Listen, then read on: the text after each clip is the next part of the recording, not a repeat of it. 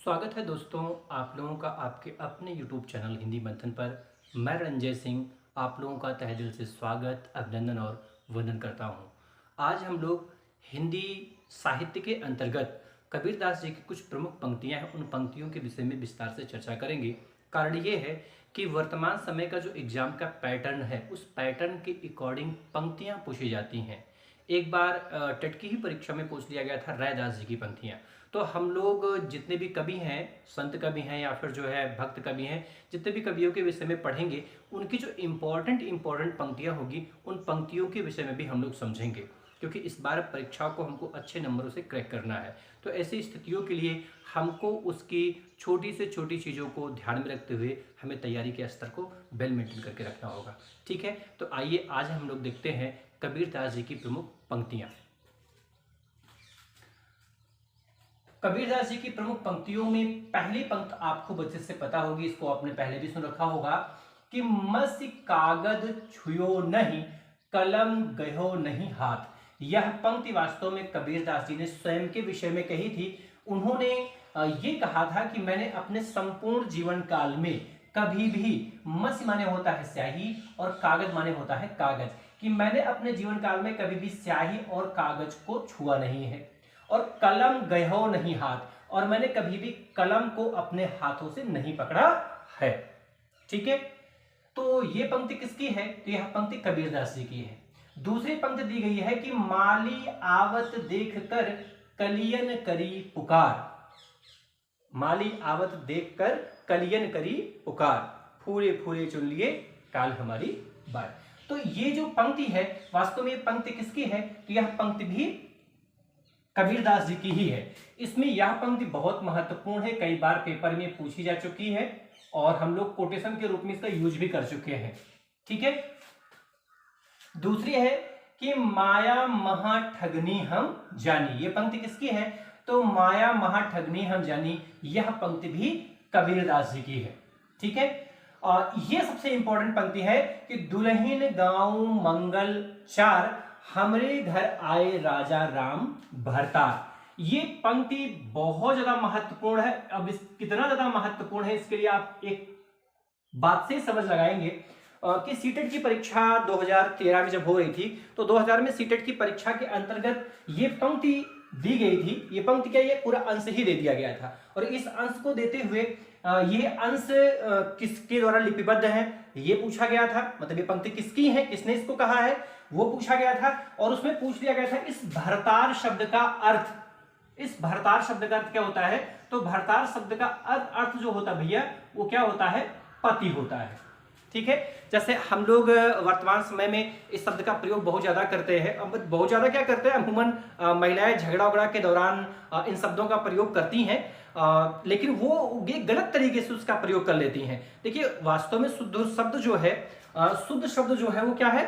वो तो भरतार है, लेकिन वो उसे गाली के रूप में प्रयोग करती हैं और भतार कह देती हैं, जबकि भतार इसका विकृत रूप है। शुद्ध रूप क्या है? भरतार शब्द है। क्या शब्द भैया? भरतार शब्द है। और ये अवधी भाषा का शब्द है, ये तद्भव रूप है, ये तद्भव रूप है। और इसका जो पति रूप है वो क्या? इसका शुद्ध रूप है। ठीक है, तो ये पंक्ति बहुत महत्वपूर्ण है, क्योंकि हम लोग गलती क्या करते हैं इस पंक्ति में कि जब इसमें ये बात आ जाती है कि आए, हमरे घर आए राजा राम भरतार, तो जब राम का नाम सुनते हैं तो हमारे दिमाग में ये बात चलने लगती है कि ये कहीं ना कहीं पंक्ति किसकी है? तुलसीदास जी की है। ये भ्रम हमारे मन में उत्पन्न होता है, इसलिए एग्जामिनर इस पंक्ति को जरूर पेपर में रखता है, जिससे भ्रमवश हम गलती कर बैठते हैं। लेकिन अगर आपने इस पंक्ति को खूब अच्छे से पढ़ा है कि दुल्हन गांव मंगल चार, हमरे घर आए राजा राम भरतार। अब ये भरतार का अर्थ पति कैसे, वो भी ध्यान से समझिए। भरतार का मतलब होता है भरण पोषण करने वाला, अर्थात जो भरण पोषण करने वाला होता है वो होता कौन है? पति। क्या आप समझते हैं पति बनना इतना आसान होता? नहीं भैया, पति बनना इतना आसान नहीं होता है। जब तक आप अपनी पत्नी की समस्त जिम्मेदारियों का समझ ना सके, उसको उठा ना सके, तब तक आप पति बनने के योग्य नहीं है। ये पति बनने की विशेष योग्यता। यदि आप पत्नी की समस्त खुशियों का ध्यान रखते हैं, ठीक है, उनकी समस्त जरूरतों का ध्यान रखते हैं, तो भाई पति बनने की आपके अंदर योग्यता है। और यदि आप अपने पत्नी की खुशियों का ध्यान नहीं रख सकते हैं, उसका भरण पोषण नहीं कर सकते हैं, उसका जीवन निर्वाह नहीं कर सकते हैं, तो आप पति नहीं बन सकते हैं। यह महत्वपूर्ण बात ध्यान में रखिएगा। दूसरी महत्वपूर्ण बात कि ये पंक्ति बहुत महत्वपूर्ण है, आप इसे जरूर याद करके रखिए। ये पंक्ति किसकी है? भ्रमवश हम लोग कह देते हैं तुलसीदास जी की पंक्ति है, और रामचरितमानस का, जबकि एकदम गलत बात, एकदम गलत बात भैया। ये वास्तव में पंक्ति किसकी है? कबीरदास जी की पंक्ति है, ठीक है। और दूसरी पंक्ति है कि पूजा सेवा नेम व्रत गुड़ियन का सा खेल, गुड़ियन का सा खेल।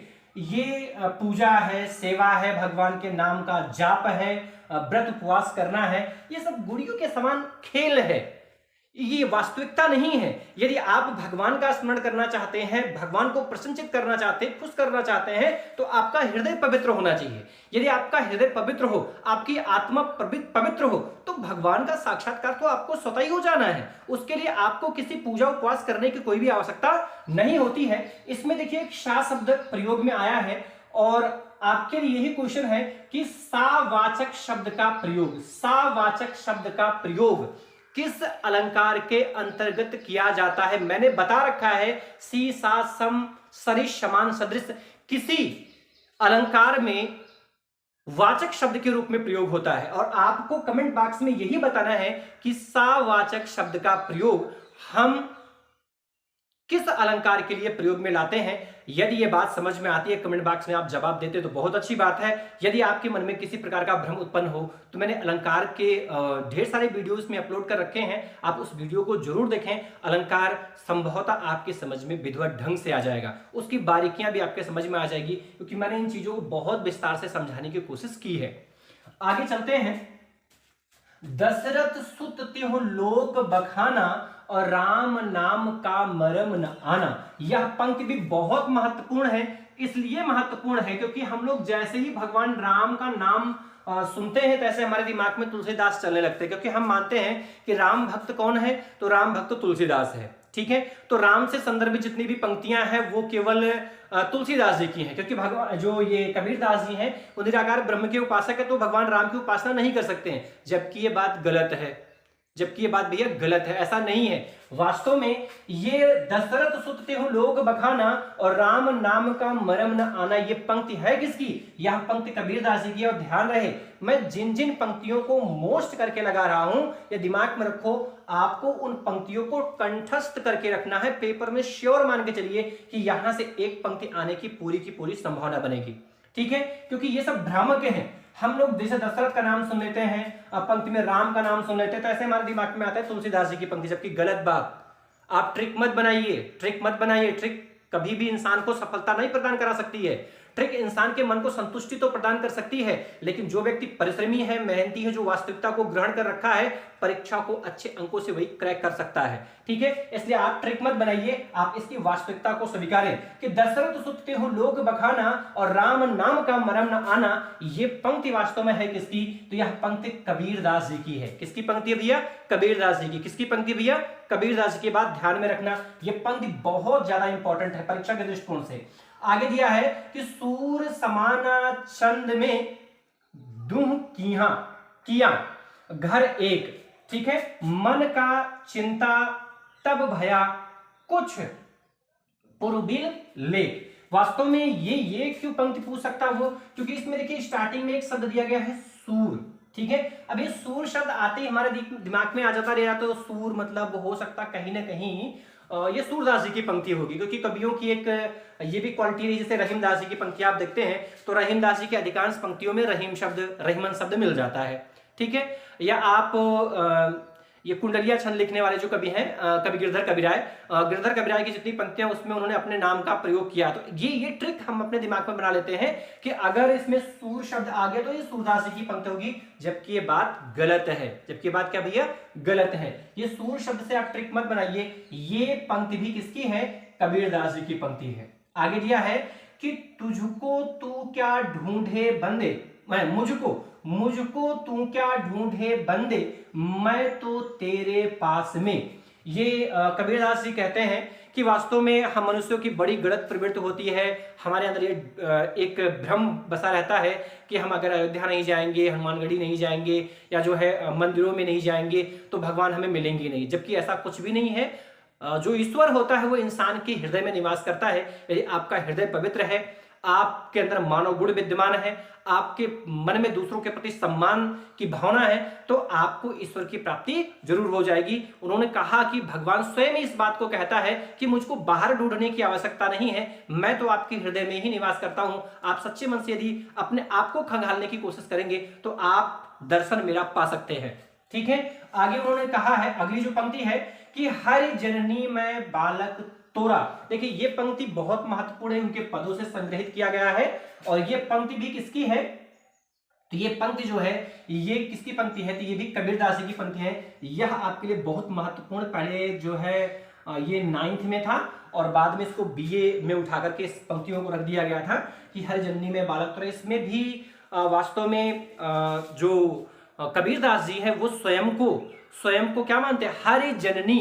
देखिए हरि जननी कि मतलब भगवान को क्या माना उन्होंने, भगवान को अपनी मां मान लिया और स्वयं को उनका पुत्र बता दिया यहाँ पर कि हरि जननी मैं बालक तोरा। हे प्रभु, आप तो मेरी माता के समान हैं और मैं आपके पुत्र के समान हूं, इसलिए आप मेरी समस्त गलतियों को माफ कर दें। क्योंकि माता का एक गुण होता है कि वो अपने बच्चे की लाखों गलतियों को क्षमा कर देता है, माफ कर देता है। यहां तक कि पुत्र अपने मां की केस को पकड़ करके धरती पर लिटा देता है, बहुत मार देता है कभी कभी, किंतु क्या होता है, मां इतनी दयालु है, इतनी ममतामयी है कि वह अपने पुत्र की इतने बड़े अवगुण को, इतने बड़े दोष को, इतनी बड़ी गलती को भी क्षमा कर देता है। हे प्रभु, मैंने तो इतनी बड़ी गलती भी नहीं की है, किंतु जो भी गलतियां मैंने अपने जीवन काल में की है, हे प्रभु आप उसे क्षमा कर दें। ठीक है, तो ये पंक्ति बहुत महत्वपूर्ण है, इस पंक्ति को भी आप जरूर याद करके रखेंगे। अगला है कि सतगुरु हमसु रीझ कर कहा एक प्रसंग, बरसा बादल प्रेम का भीग गया सब अंग। गुरु की महिमा का गुणगान इस पंक्ति में किया गया है। ये पंक्ति किसकी है, ये पंक्ति भी कबीरदास जी की है। किसकी पंक्ति भी है, कबीरदास जी की पंक्ति है। आगे है कि मैं कहता हूं अखियन देखी और तू कहता कागज की लेखी। कबीरदास जी लोगों के परिप्रेक्ष्य में इस बात को कह रहे हैं कि वास्तव में आप जो कहते हैं ना वो किताब में लिखी बातों को कहते हैं, और मैं किताब में लिखी हुई बातों को नहीं कहता हूं, मैं तो खुद के अनुभव से जो मुझे ज्ञान प्राप्त हुआ ना, मैं उस अनुभव को कहता हूं, जो मैंने अपनी आंखों से देखा है, जो मैंने खुद समझा है। मैंने अपनी आंखों की देखी हुई बातों को आपको बताया। और आप किसकी बात की चिल्ला रहे हैं, किस बात को चिल्ला रहे हैं, जो पुस्तक में लिखी बात है। पुस्तक में लिखी बात झूठी एक क्षण के लिए हो सकती है, क्योंकि आंखों से देखी बातें गलत नहीं हो सकती है। तो ये पंक्ति भी बहुत महत्वपूर्ण है, लेकिन मैं जिन पे आपको इंपॉर्टेंट लगा रहा हूं वो आपको ध्यान में जरूर रखना है। आगे है कि तुम निज जानो गीत है, तुम जिन जानो गीत है, यह निज ब्रह्म विचार। ये पंक्ति भी बहुत महत्वपूर्ण है, लेकिन ये TGT और PGT लेवल पे महत्वपूर्ण हो जाता है। ठीक है, ये महत्वपूर्ण बात ध्यान में रखना। और इसमें सबसे इंपॉर्टेंट पंक्ति जो वेरी मोस्ट मैंने लगा रखा है, ये वास्तव में ये पंक्ति आपके लिए बहुत जरूरी है। ध्यान से पंक्ति सुनेंगे कि हरि मेरा प्यू, प्यू माने क्या होता है, पति होता भैया। प्यू माने क्या होता है, पति। क्या होता है, पति।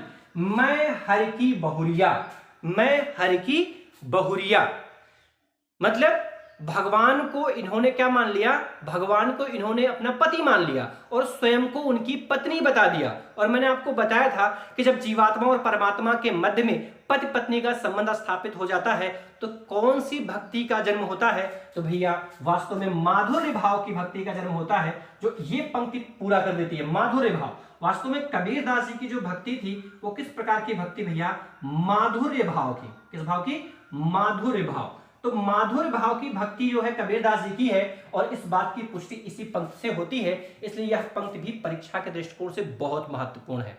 आई होप आपको ये पंक्तियां समझ में आ गई होंगी, इसकी वास्तविकता भी समझ में आ गई होगी। आप इसे एक जगह लिखेंगे और 2-3 बार पढ़ने की कोशिश करेंगे, ये चीजें आपके अच्छे से तैयार हो जाएंगी। ठीक है, आज की क्लास में बस इतनी सी चीजें। इसके अगली वाली क्लास में हम लोग अगले संत कवि के विषय में पढ़ेंगे, और अगले संत कवि के विषय में हम लोग पढ़ेंगे रैदास जी को। किसे पढ़ेंगे, रैदास जी को। तब तक के लिए धन्यवाद।